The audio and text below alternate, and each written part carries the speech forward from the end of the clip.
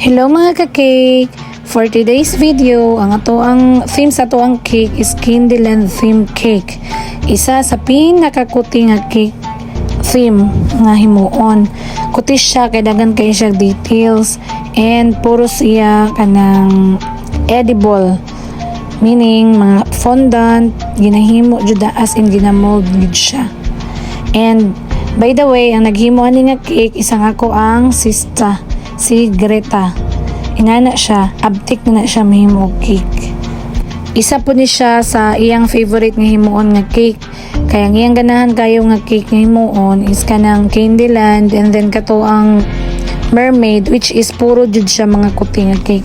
Pero pagkahuman man gud nimo og himo ani, mabusog jud imong mata og lumantaw kay gwapa gyud kayo siya. Tuod ko sa nag-order ani nga cake si Ma'am si Saldo. Thank you for placing your order. Always dire sa The Sisters Cakes, ma'am. Salamat kaayo perminti. Salamat kaayo daghan.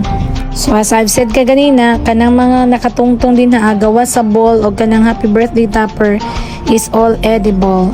So inana siya. Ang topper sana ginahimo ahead of time.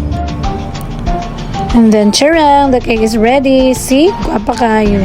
Thank you for watching mga ka-cake. Until next time, bye-bye.